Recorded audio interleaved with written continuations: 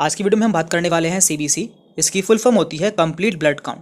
तो देखिए, एक रूटीन ब्लड टेस्ट होता है। जब भी आपकी बॉडी में कोई प्रॉब्लम होती है तो सबसे पहले डॉक्टर्स आपको सीबीसी कराने के लिए बोलते हैं और इस टेस्ट के द्वारा आपके शरीर में कई सारी बीमारी का पता लगाया जा सकता है। इसलिए आपको इसकी पूरी जानकारी होनी चाहिए और आज हम कोशिश करेंगे कि आपको इस टेस्ट के बारे में हर छोटी से छोटी जानकारी दे सकें। और यदि आप इस वीडियो को अच्छे से देख लेंगे तो आप इस टेस्ट की रिपोर्ट को खुद से देख सकते हैं। तो चलिए स्टार्ट करते हैं। पहले हम जान लेते हैं कि सीबीसी होता क्या है और फिर हम जानेंगे कि सीबीसी हमें कब कराना चाहिए। देखिए, हमारे ब्लड में या फिर हमारे खून में दो चीज़ें पाई जाती हैं, प्लाज्मा और सेल्स। यानी कि हमारा ब्लड प्लाज्मा और सेल से मिलकर बना होता है। सेल्स तीन होती हैं, तो वो कौन कौन सी हैं? पहली सेल्स है इसमें रेड ब्लड सेल्स यानी कि आरबीसी। इन्हें हम आरबीसी कहते हैं या फिर लाल रुधिर कणिकाएं भी कहते हैं। दूसरी है इसमें वाइट ब्लड सेल्स, तो इन्हें हम डब्ल्यूबीसी भी कहते हैं।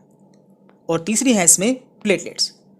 तो देखिए, सीबीसी में क्या होता है? सीबीसी की फुल फॉर्म है कंप्लीट ब्लड काउंट। यानी कि उसमें हम देखते हैं कि हमारे आरबीसी, डब्ल्यूबीसी और प्लेटलेट की संख्या कितनी है और इनका साइज़ कितना है। यानी कि इनका साइज़ बड़ा है या फिर कम हुआ है, और उसी के आधार पर हम देखते हैं कि हमारी बॉडी में कोई बीमारी तो नहीं हुई है।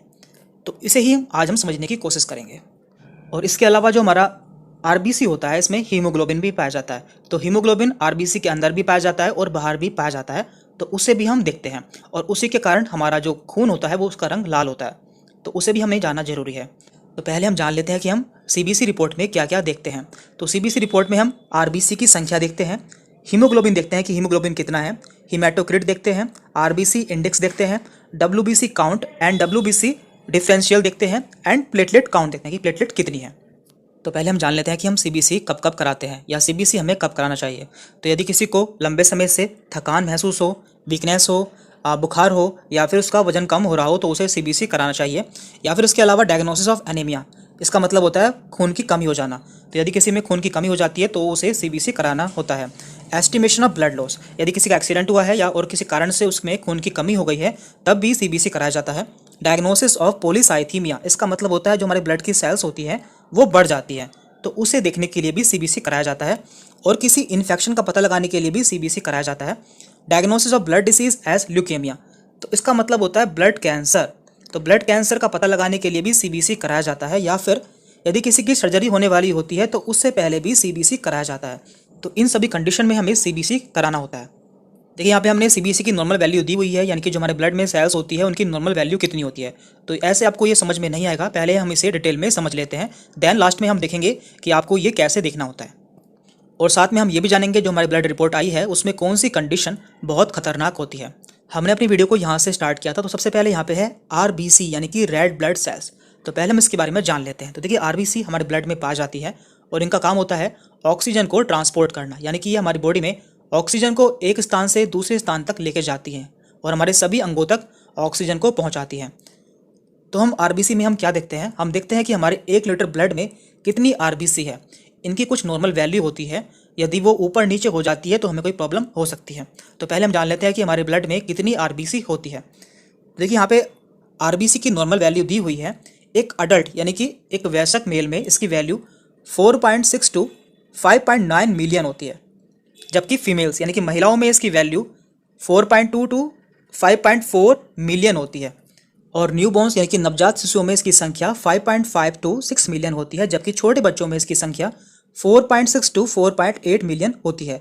तो ये है नॉर्मल वैल्यू। अब हम जान लेते हैं कि जब आरबीसी बढ़ जाती है या कम हो जाती है तो उसे हम क्या कहते हैं। तो देखिए, जब हमारी बॉडी में आरबीसी बढ़ जाती है तो उसे हम कहते हैं पॉलीसाइथीमिया। तो ऐसा कब होता है? यदि हम किसी ऊंचे स्थान पर जाते हैं तो उस समय ऑक्सीजन की कमी को पूरा करने के लिए हमारी आरबीसी बढ़ जाती है, या फिर हम बहुत एक्सरसाइज करते हैं तब भी हमारी आरबीसी बढ़ सकती है, या फिर ऐसे लोग जो कि लंबे समय तक स्मोकिंग करते हैं तो उनकी भी आरबीसी बढ़ सकती है। अब हम जान लेते हैं कि आरबीसी हमारी कब कम होती है। तो यदि हमारी आरबीसी कम हो जाती है तो उसे हम कहते हैं एनीमिया, मीन्स हमारे बॉडी में ब्लड की कमी हो चुकी है। और आपको एक इंपॉर्टेंट बात और बता देते हैं, यदि आप रिपोर्ट देखते हैं और वहाँ पे आप देखते हैं कि यहाँ पर 4.6 की जगह 4.5 लिखा हुआ है, तो आपको बिल्कुल घबराने की बात नहीं है, क्योंकि कभी कभी इसमें थोड़ा बहुत चेंज हो जाता है। तो ऐसी कंडीशन में हमें बिल्कुल घबराने की ज़रूरत नहीं होती है। अब आगे बढ़ते हैं। अब इसके बाद है यहाँ पर हीमोग्लोबिन। देखिए, इसी के कारण हमारा जो खून का रंग होता है वो लाल होता है।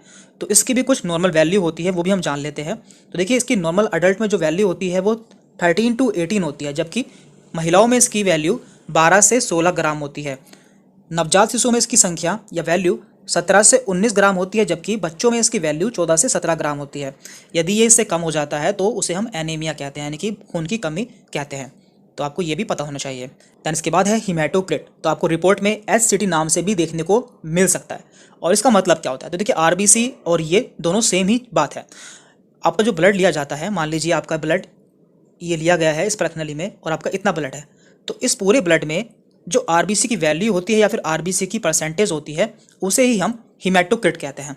और इसकी भी कुछ नॉर्मल रेंज होती है, जैसे कि अडल्ट में इसकी वैल्यू 45% होती है, यानी कि 100% ब्लड में से 45% हीमेटोक्रिट यानी कि आरबीसी होता है, जबकि फीमेल्स में, महिलाओं में इसकी वैल्यू 35% होती है।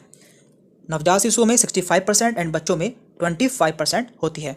और इसकी कमी से कौन सी बीमारी होती है या फिर ज़्यादा होने पर कौन सी बीमारी होती है, वो हम आगे देखेंगे। इसके बाद है रेड ब्लड सेल इंडेक्स।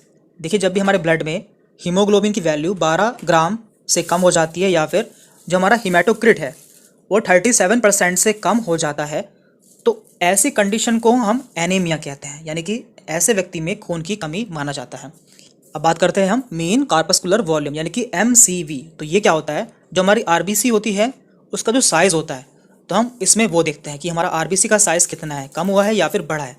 तो यदि हमारा आरबीसी का साइज़ बढ़ जाता है तो उसे हम कहते हैं मैक्रोसिटिक, यानी कि हमें एनीमिया है जो कि विटामिन B12 की कमी से हुआ है और फोलेट की कमी से हुआ है।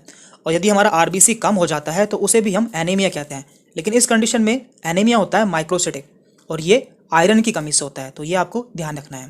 Then red blood cell distribution with यानी कि RDW। देखिए, इसमें हम क्या देखते हैं? इसमें हम आरबीसी की शेप देखते हैं, जो कि जनरली कॉन्वेक्स शेप होती है, इस तरह की होती है। लेकिन कई कंडीशन में इसकी शेप खराब हो जाती है, जैसे कि पर्नीसियस एनीमिया में जो हमारी आरबीसी होती है वो बहुत ज़्यादा बढ़ जाती है, जिसके कारण उसकी शेप खराब हो जाती है। तो इसके द्वारा हम इसका पता लगा सकते हैं। हम आरबीसी देख चुके हैं, अब हम बात कर रहे हैं WBC यानी कि वाइट ब्लड सेल की। तो हमारे ब्लड में कितना WBC है ये भी हमें जानना जरूरी है, क्योंकि WBC या वाइट ब्लड सेल हमारे बॉडी में डिफेंस मैकेनिज्म बनाते हैं, यानी कि जो हमारी बॉडी में बाहर से रोगाणु आ रहे हैं उनसे ये लड़ते हैं। तो जान लेते हैं कि इसकी वैल्यू कितनी कितनी होती है और किस कंडीशन में ये बढ़ जाता है। तो यहाँ पे है वाइट ब्लड सेल डिफरेंशियल। तो देखिए, वाइट ब्लड सेल्स जो होती हैं वो 5 तरह की होती हैं: neutrophil, lymphocyte, monocyte, eosinophil and basophil. तो इन सभी के अलग अलग काम होते हैं, तो वो हम जान लेते हैं।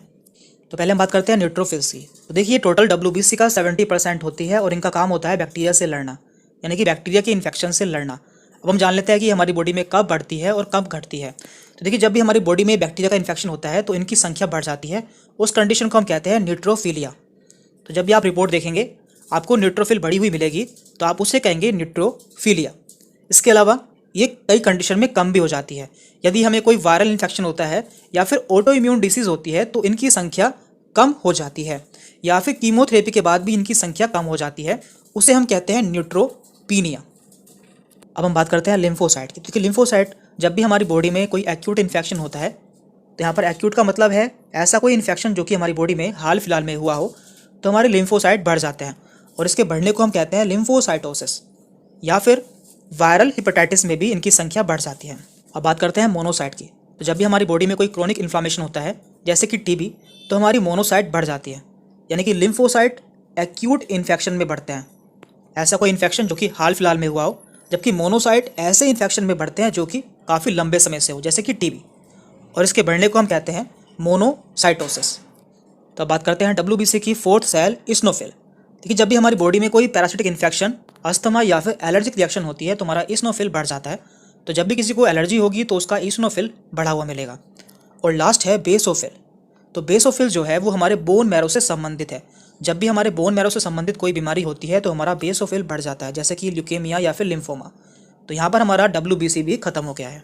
तो यहाँ पर आखिरी सेल बची हैं प्लेटलेट्स।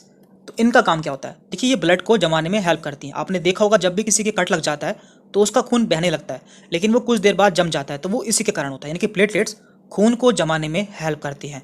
यदि ये कम हो जाएंगी तो खून नहीं जम पाएगा और लगातार ब्लीडिंग होती रहेगी। इनकी नॉर्मल वैल्यू 1.5 से 4 लाख होती है। तो ये कुछ कंडीशन में कम हो जाती है और कुछ कंडीशन में बढ़ जाती है, तो वही हम जान लेते हैं। और देखिए, जब भी आप CBC कराएंगे तो आपको ब्लड की सेल्स में थोड़ा बहुत चेंज मिल सकता है, जो कि नॉर्मल है। आपको ऐसी कंडीशन में बिल्कुल घबराना नहीं चाहिए। लेकिन यदि आपको बहुत चेंज देखने को मिलते हैं तो आपको डॉक्टर से मिलना चाहिए। तो ऐसी कुछ कंडीशन हमने यहाँ पे ली हैं जब आपको डॉक्टर से तुरंत मिलना चाहिए। तो ये सभी है critical level of CBC। Number 1 है यहाँ पर, यदि किसी का हीमोग्लोबिन 5 से कम हो जाता है या फिर 20 से ज़्यादा हो जाता है तो तुरंत आपको डॉक्टर से मिलना चाहिए, ये एक इमरजेंसी कंडीशन है। इसके अलावा हीमेटोक्रिट यदि 15 से कम हो जाता है या फिर 60 से ज़्यादा हो जाता है तो ये भी एक क्रिटिकल कंडीशन है। WBC की वैल्यू यदि 500 से कम हो जाती है या फिर 50,000 से ज़्यादा हो जाती है तो ये भी डेंजरस कंडीशन होती है। एंड लास्ट है यहाँ पे प्लेटलेट्स, यदि इसकी वैल्यू 50,000 से कम हो जाती है या फिर 10 लाख से ज़्यादा हो जाती है तो ये भी एक क्रिटिकल कंडीशन है। और देखिए आखिरी में हमने आपको यहाँ पर जो ब्लड की सेल्स होती हैं उनकी नॉर्मल वैल्यू कितनी होती हैं वो भी दे दी है, आपको इन्हें भी एक बार देख लेना है। तो यहाँ पर 2 तरह की यूनिट दी हुई है, कन्वेंशनल एंड SI यूनिट, लेकिन आपको केवल कन्वेंशनल को ही कंसीडर करना है क्योंकि आपको रिपोर्ट पर यही यूनिट देखने को मिलती है। तो यहाँ पर RBC, haemoglobin, haematocrit, MCV, MCH, MCHC, WBC, neutrophil, lymphocyte, monocyte, eosinophil, basophil and platelet, सभी की नॉर्मल वैल्यू दी हुई है, आप इन्हें देख सकते हैं। और वीडियो के लास्ट में आप सभी से एक रिक्वेस्ट है, यदि आप चैनल पर नए हैं तो चैनल को सब्सक्राइब कर लें क्योंकि हम आगे भी इस तरह की कई सारी वीडियोस लाने वाले हैं। और यदि आप किसी टॉपिक पर वीडियो चाहते हैं तो आप हमें कमेंट करके बता सकते हैं, हम उस पर जल्दी से जल्दी वीडियो बनाने की कोशिश करेंगे। Thank you very much.